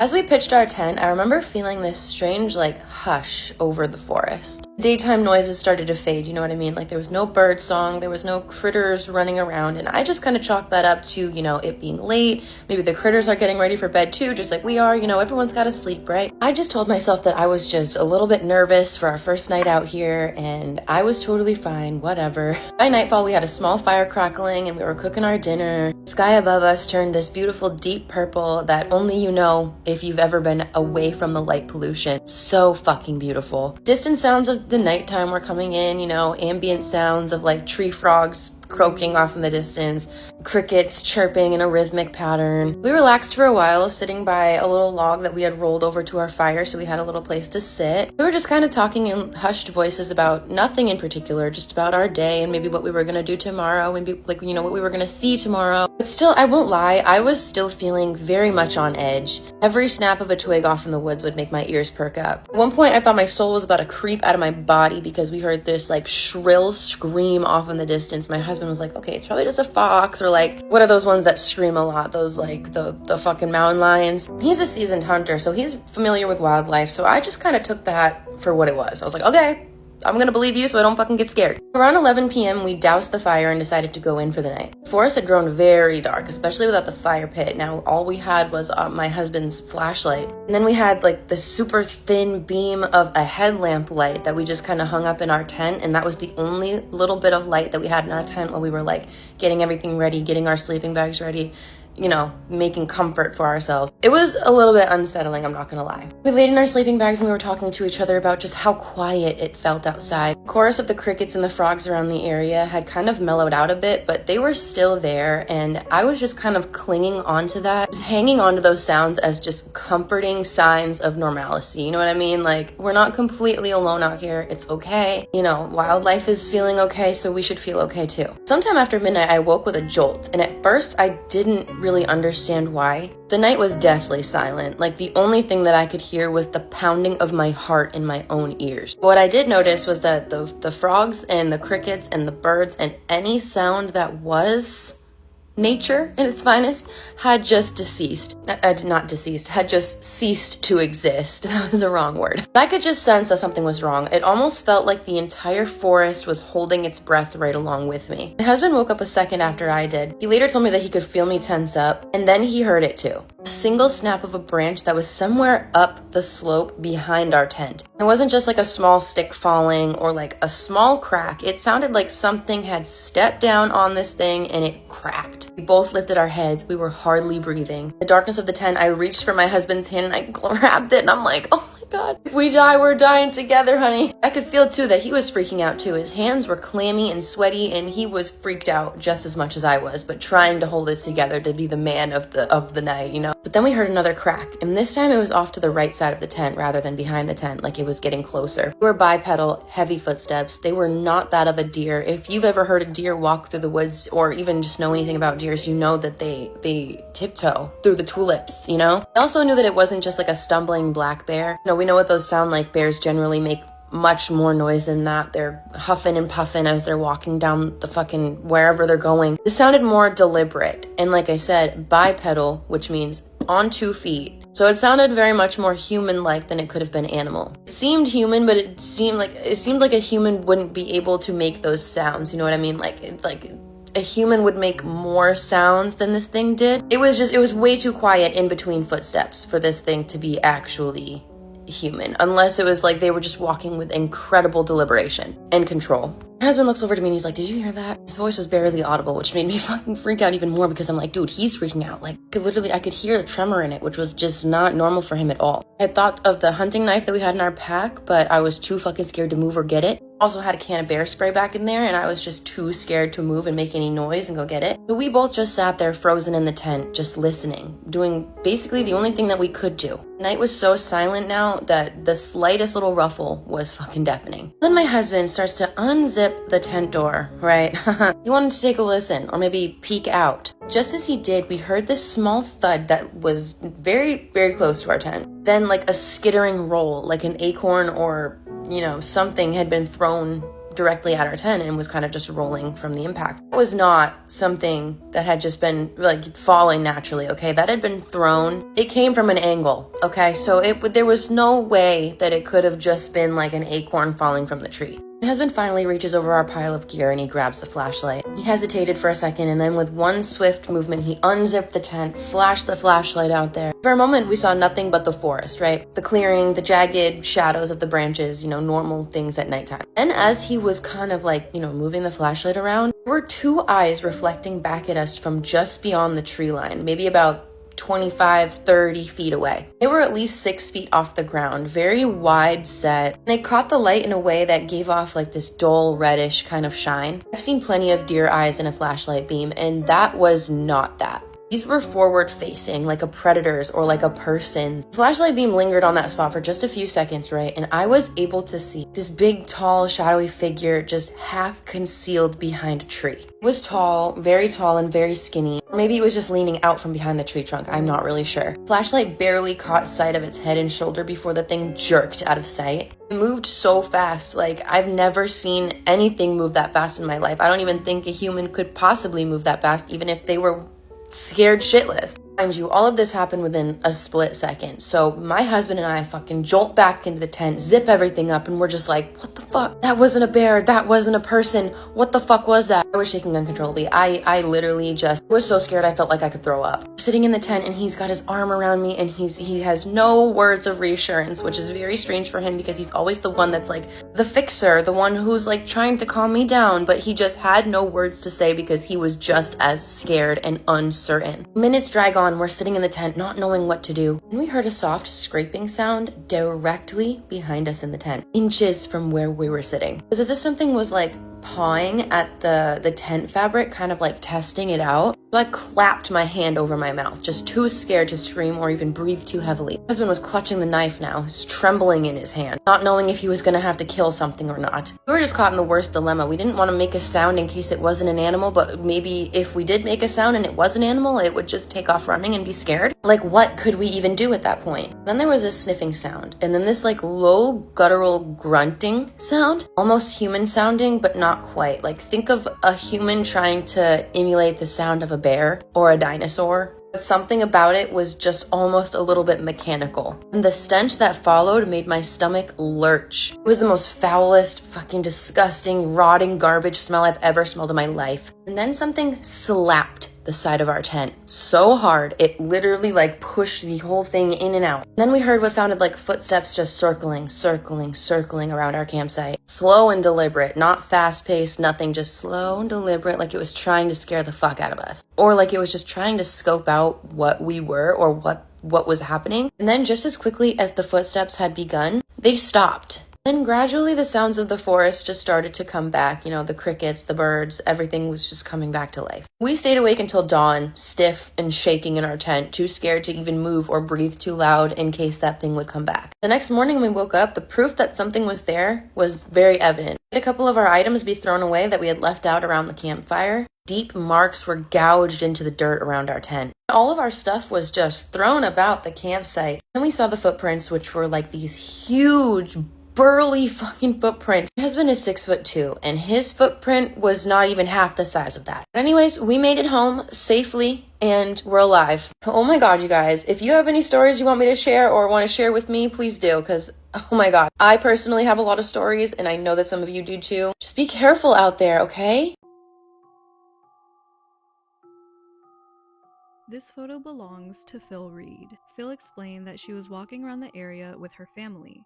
Her husband is usually careful not to capture strangers in his photos, so he took a few pictures when the area was completely empty. Later, while they were looking back through the photos, they noticed a strange figure standing on the hilltop where they believed no one had been. They also mention that the weather that day was windy and rainy, so the figure looks even more out of place.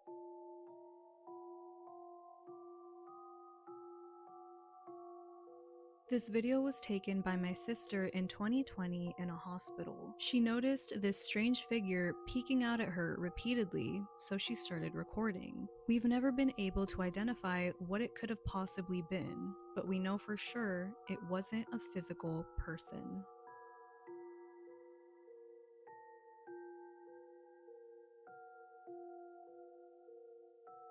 This is a photo that was taken of me in 2022 while I was singing in a restaurant in Casablanca. The person who took the photo of me and then later sent it mentioned seeing this very strange shadow right in front of me. We are both positive that there was nobody walking in front of me while the photo was being taken.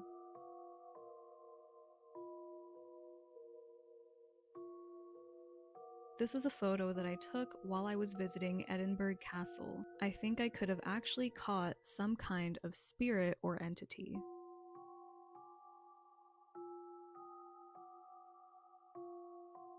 Is anybody else curious about what happened in Las Vegas, April 2023, when that whole family recorded what they described as these 10-foot tall beings in their backyard?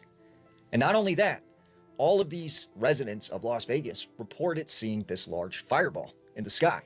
Something crashed there, something happened that night, and what is it that these people were seeing? Now, what's interesting is they describe these things as being 9 to 10 foot tall, these skinny, sort of inhuman-like beings. And what's interesting is that sounds very similar to what was seen down in Miami, to what has been seen all around the country in the woods, in the forest, that people describe these tall, skinny, pale figures that are around 9 to 10 feet tall. So is it possible that this is connected to all of these other events that are happening, not only in this country, but across the world? So what do you think happened in Las Vegas? What do you think is going on with these tall, skinny, pale creatures?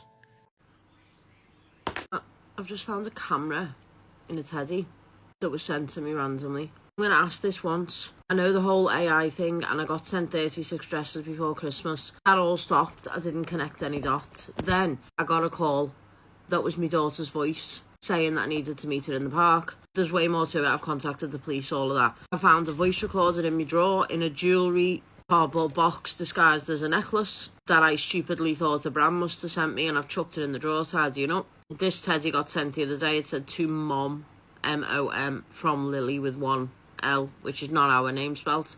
I can't fathom, calmed myself down a bit. Like, I can't get my head around, is this somebody pissing about because of the AI thing? Or is this all connected and this is some weird stalker? And it twigged to me the other day, there is one person I think it could be, but this is from like 7-8 years ago. And she is scary weird, man, so I hope to God it's not them. It's like every time I hear a bang and it's like the bin lid, I'm like, Liam. It's the most bizarre thing. Oh. You're not going to want to know. No. I've just cut open that teddy, there's a camera in it. In its eye.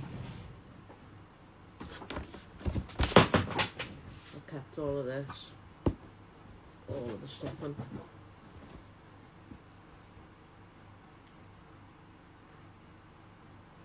Yeah. Screws onto that. No, you can't touch it in case. Yeah. You can't touch it in case. Just give me one and have a look at it. Told you there'd be camera in the eyes. I didn't actually think there would be. Yeah, but just like... Anyway, I'm asking if this is somebody messing about because of the whole AI thing. Is this someone trolling, whatever you want to call it? Please, if it is, just say. I'll even, like, give you 50 quid if it's actually you. If you can prove it's you. Like, I'll give you a 50 quid reward or something just for being honest. I need to know because, like, don't be saying that. Let me see it. I haven't even looked at it. I just threw it in the box. Because it was attached to the eye. It's switched on. So they forgot to turn it on, haven't they? No, because when I've been pulling at it and messing with it, I might have knocked it on or off. That was a nice teddy, now. Told you not to touch it, didn't I? Put it back. No, put it back in the thing in case the dogs might try and get it. Give me the box. I'll put it in a box to show the police anyway. Lily's just fucking reminded me the dinosaurs. I got sent like a bag of like second-hand, like dirty dinosaurs, and I slung them, and again the dogs chewed 2 of them up. I binned, I don't even remember, but I know there's some unaccounted for. Oh man, there's still 2 of them around the house. To check my car for trackers and everything, aren't I? Where do you find things like that? Someone's just DM'd me, so I just read the message and it said make sure you check your car and handbags for trackers. You know when someone preludes a story with "this really happened" and you're like, okay, yeah, can't wait to hear this, and then they tell the story and your only reaction is an astounding, yeah, no, that didn't happen, you lying asshole. Well, this is that kind of story, and it all started yesterday and it ended 10 seconds after it started. But those 10 seconds lasted an eternity, and this is where you're gonna stop believing me. So I built up the courage to ask Leo out for months, and when I finally did, he kind of reluctantly agreed. Anyways, we were having our first date at Olive Garden. Nothing but the best. I remember fragments before we sat down at the table. Like there was a strange waiter who had a face that wasn't quite right. You know what I mean? I think his name tag said Travis. Anyways, creep.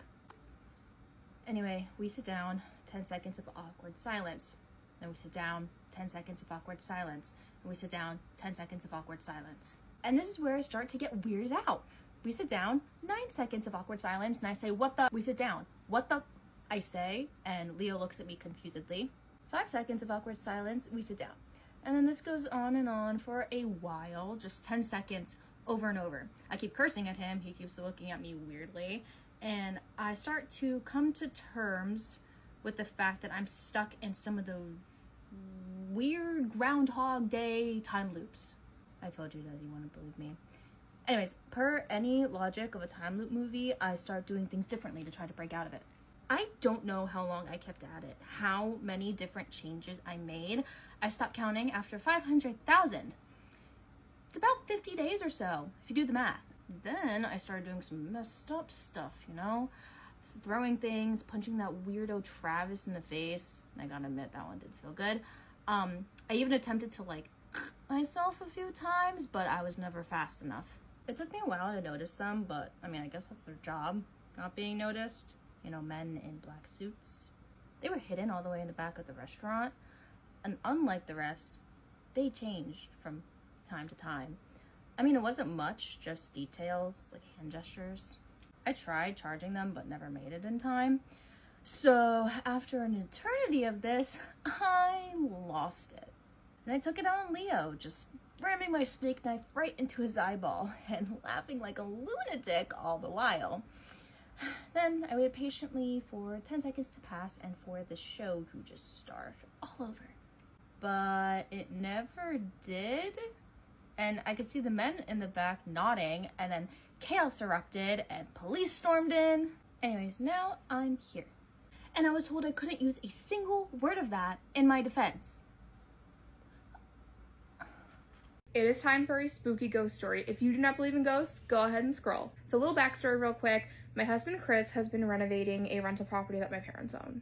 It's a very old house. It was built in the mid to late 1800s by my ancestors. I am a direct descendant of the people who built the house. And in the last week or so, my husband has been noticing some strange things going on. His tools have been moved or have gone missing on him. He has felt like he has been watched.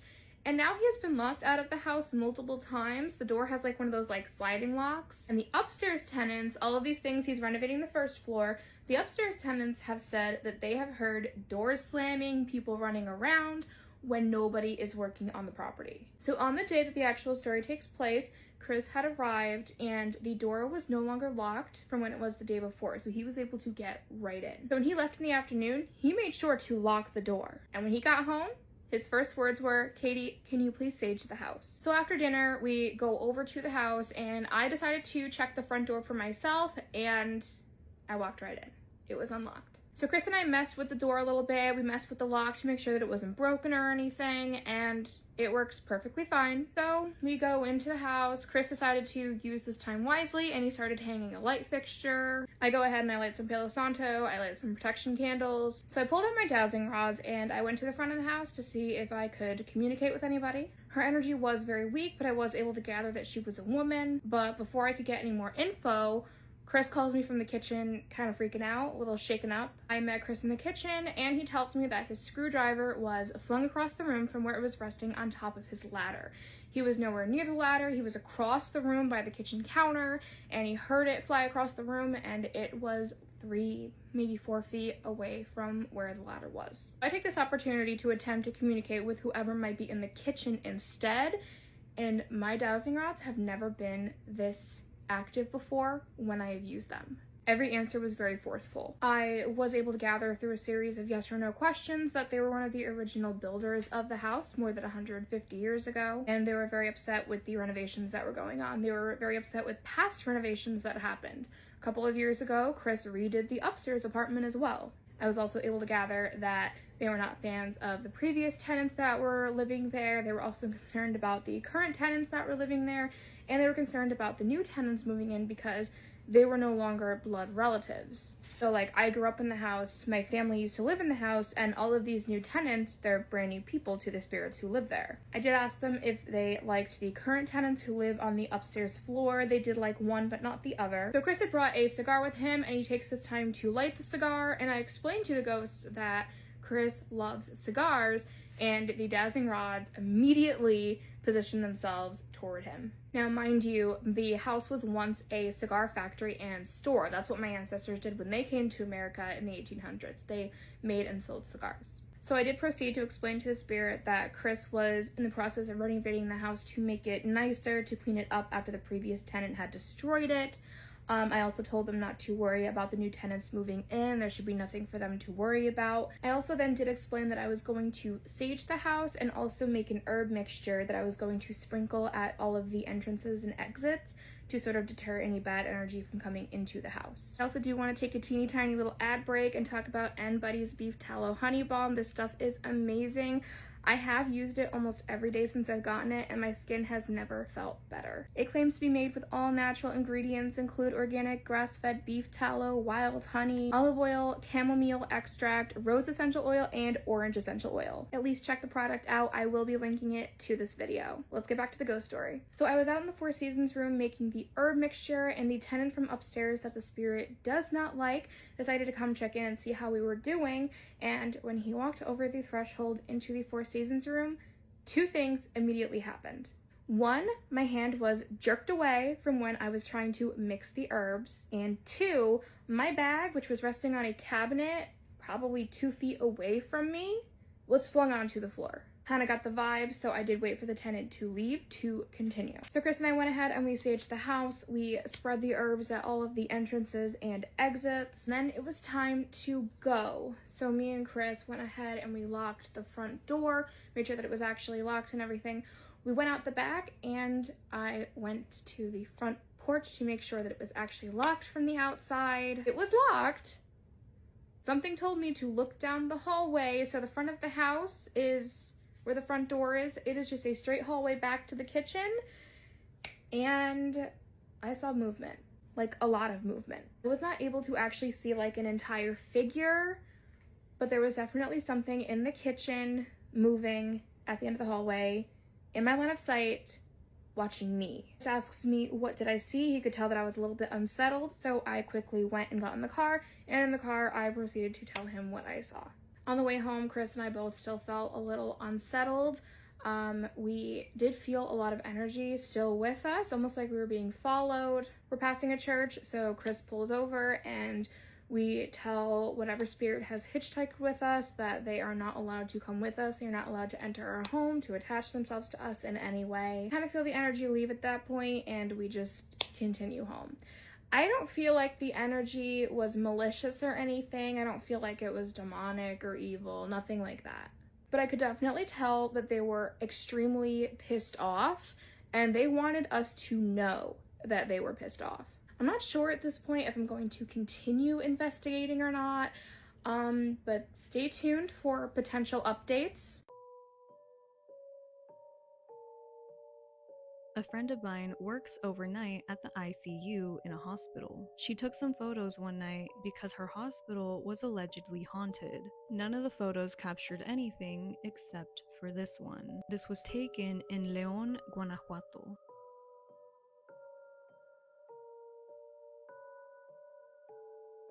My older sister sent me a photo of her as a kid. Nobody has ever noticed the figure in the background. It looks completely inhuman, and I have no idea what it could be.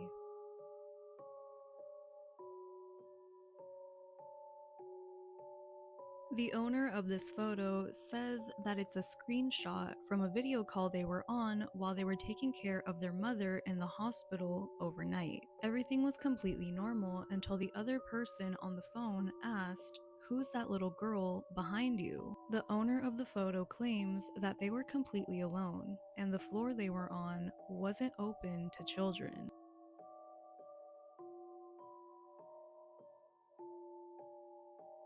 I live in the Netherlands, and I saw this during the daytime on my terrace. I'm not sure what it could be.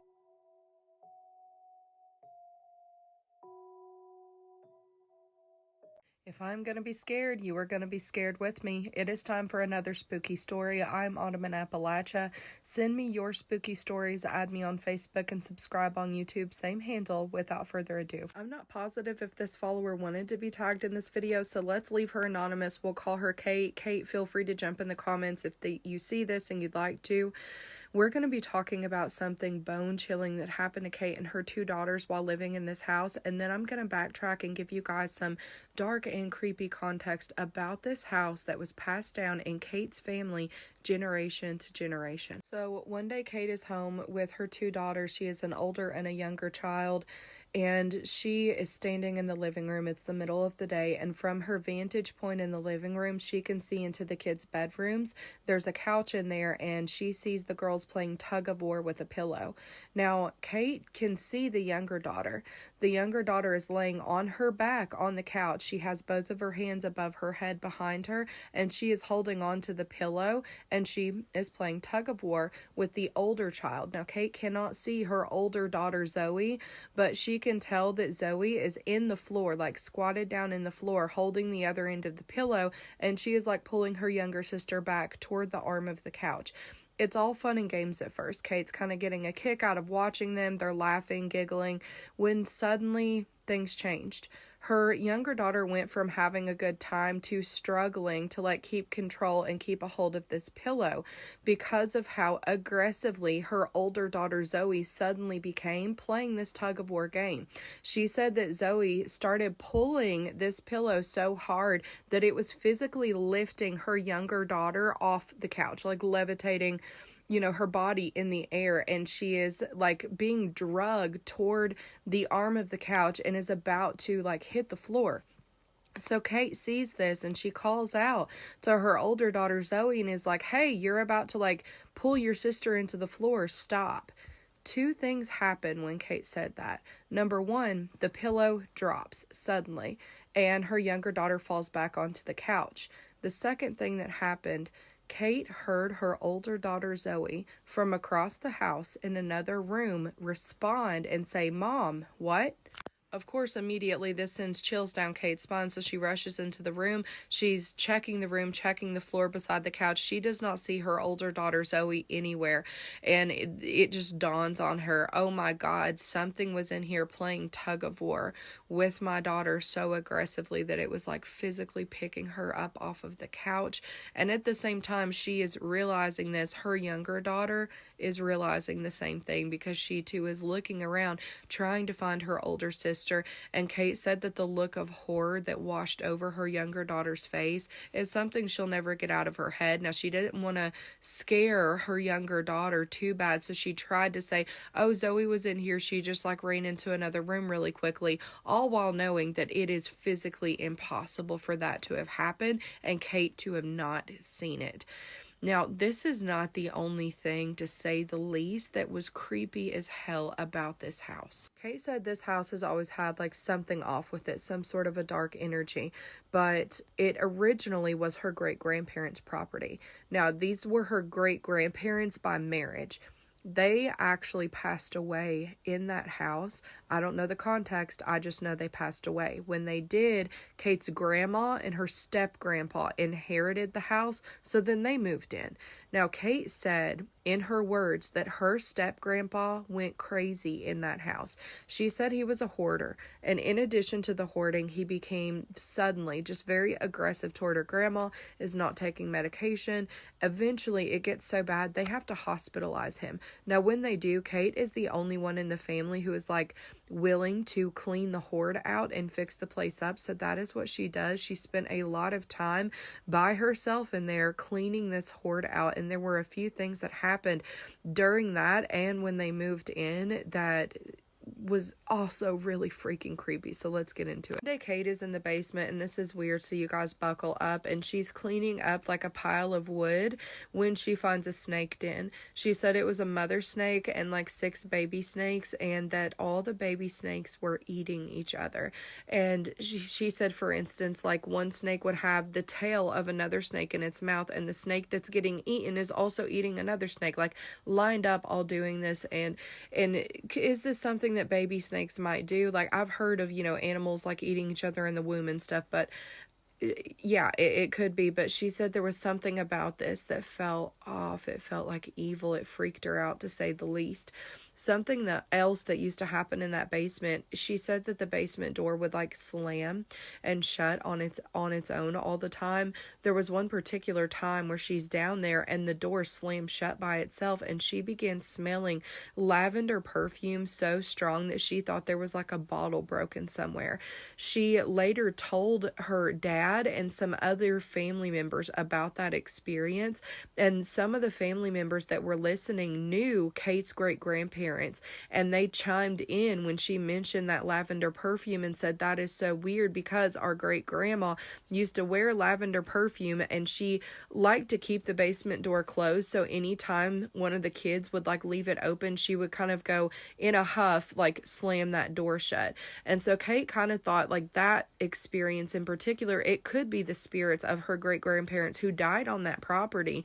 But she knows that that is not all that was going on in that house. There was some sort of energy there that was super freaking dark, and she thinks she saw it one night. She said that it's dark outside. She goes outside, and there was like an old, if I'm remembering right, a pickup truck that was parked on the property, and silhouetted in the moonlight, she can kind of see this like figure, this like shadow of person, this thing that is like kneeling down beside the tire on this truck, and she's straining her eyes trying to get a better like look at what or whoever this was, when it turns to face her and look at her. And this sounded kind of funny until you imagine this shit actually happening to you, and then it's not funny anymore. She said that when she saw this thing's face, the only thing she could think to describe what it looked like and the grin that it had on its face is the spirits off of Princess and the Frog. And I'll put reference pictures here, just that like very wide mouthed, unnatural kind of grin, and it absolutely terrified her. Not long after that experience is when they just said, and they like noped out of there. Even though Kate and her kids moved out of that place, you will be disappointed to know that the house is still in the family. Kate's parents now live in that place, and to this day, Kate says anytime they go over there to visit, her children refuse to go in the basement because there is something in particular about that basement that is bad juju, dark energy. You guys let me know what you think in the comments. Stay tuned for some more spooky stories. And my closing notes on this story is simply, what in the Kentucky Fried Have y'all seen the movie The Omen? You know, the movie that came out in 1976 that was about a father and a mother who unknowingly raised the Antichrist? What if I told you the whole set was cursed and a lot of tragedies would unfold? So this movie was released in 1976 by Richard Donner. So we're gonna start at the very beginning. So Gregory Peck is the man who played the father in this movie. 2 months before they started filming The Omen, his son Jonathan agreed to take on a role and later offed himself. Now, of course, Gregory was very discouraged by this and he did not want to continue filming, but his agent insisted. So Gregory actually used his grief to put more soul into this role. But this is only the first tragedy to happen, and this was before even filming. Weeks after Gregory Peck's son passed away, Gregory was on a plane flying to the set of The Omen in London, and the plane was struck by lightning. He merely survived. Now, 2 other people associated with this film had the same things happen to them while flying to set 2 separate times. Producer Mace Newfield and screenwriter David Seltzer also faced these same accidents on 2 separate occasions. Eventually, the filming shifted to Rome and was no longer in London. Soon after the production shifted to Rome, Harvey Bernard, who was the producer, just merely got hit by a bolt of lightning on the street. And that was the moment he started wearing a cross. Now, I am a believer of Jesus Christ, and many do believe that a lightning bolt is a symbol of judgment. Tragedy continues after this. So the crew ended up chartering a plane so they could film, and at the very last second, the date was changed. And the original jet that they used actually crashed when a flock of birds flew into the engine and killed everyone on board. It gets even crazier because that plane that fell struck a car on the road, and that was the wife and 2 children of the pilot. And they died. It gets even more tragic beyond this point. I know, y'all, it's ridiculous. Now, there were accidents also involving the animals on the film, not only the people. So they used Rottweilers to portray the hellhounds in the film. Now, these dogs were professionally trained to be in this film. Several of the Rottweilers ended up attacking their trainers. One in particular, Terry Walsh, he was severely injured from this attack. Now, also while filming scenes at Longley in Wiltshire, baboons ended up attacking the on-screen mother and son, Lee and Harvey. Now, apparently the baboons were riled up because the zookeeper did not feed them purposefully to introduce a convalescent alpha male. And then the next day, that same zookeeper died, attacked by a lion. But on this same day, the director, Richard, his hotel was bombed by the IRA, and he just nearly escaped death as well. Gregory and the producer Mace, that I just talked about a little bit ago, they had a reservation at a restaurant and it was bombed by the Irish Republican group. Tragedy still followed after filming this movie was completely over. Stuntman named Alf Joint actually unfortunately fell off of a building when he was filming his next film called A Bridge Too Far. He missed the airbags below, and when he was in the hospital, he claimed that he felt like he had been pushed. One of the more notable tragedies follows this couple, which involved special effects designer John Richardson and the sculptor named Liz Moore. This situation in particular is what sets this curse theory in stone for the movie The Omen. So this couple was involved in a car crash during post-production. Liz was sitting in the car seat decapitated. Now this mirrors one of the most disturbing scenes in the film when the photographer Keith Jennings, he was decapitated when a truck had launched a large pane of sheet glass into his neck. What makes this even more eerie is in real life, when this accident actually did happen, John revealed that when he came out of the car after the accident, he noticed something scary. A road sign that said he was 66.6 kilometers away from the town named Omen. Omen with 2 M's. Despite all this tragedy, the Omen franchise did live on, and they did make more movies after this. Now, me personally, I do believe that there was a curse, there was some sort of demonic entity taking over this whole cast, this whole set. Everything is just way too coincidental for me to believe that it was just a series of bad accidents, especially the final situation that I just spoke to you guys about. But let me know what you guys think about this. Follow for more. Bro, what's going on around? I don't normally put ghost stories out on a Friday, but I'm about to share something with you that I have never done before. Tonight's ghost story is called Douglas Avenue, and it's been sent to us via audio recording by Tracy, who lives in Nashville, Tennessee. I loved her story. I loved her voice. I hope you love the story as much as I did. If you want to feature your audio story with you telling your story, please email me, thedarklingchronicles25@gmail.com, or send it via Instagram. I would love to do this again, but this is Tracy's story. Let me know what you think of it in the comments. So here's my spooky story. This would have happened sometime in the late 90s, around 97 or 98. My husband and I bought a house in Hendersonville, which is a suburb of Nashville. It was a new build, brand new house. No one ever lived there before, and it was a brand new subdivision. The land that it was all built on used to be a big farm, and before that it was part of a great, much bigger farm. But it was farmland. The house was brick, wide open, like really tall ceiling, lots of light, beautiful house. So one night, my husband is out of town and I'm there alone. And my habit was to, when I came in, I locked the door behind me. All the doors were locked when I was in the house. I decided to go to bed that night to watch television with my cats, and I checked all the doors to make sure they were locked. I turned out all the lights except for the one in the front room, and I set the alarm. That was my habit. I laid down in bed to watch something on television, and one of my cats was on the dresser up to my left. I had a full view of the short hallway outside of the bedroom that ended in a small half bath. As I'm laying there watching television, I see movement, and I look out the door and I see a very tall man in a white, like, button-up shirt and khaki pants, like chinos, like work pants.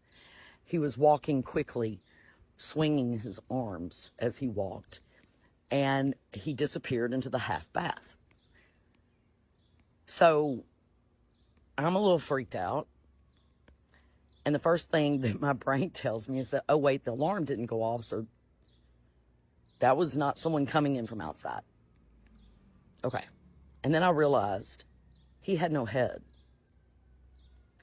He was a very distinct figure. I saw him very solidly, but he had no head. I turned and I looked at my cat. Poor baby. All of his hair was standing straight up and his eyes were like the size of $50. He was terrified, so I felt validated. I got up and I walked outside that hallway into that half bath, turned on the light, and there was nothing there. No means of escape from there. So where did he go?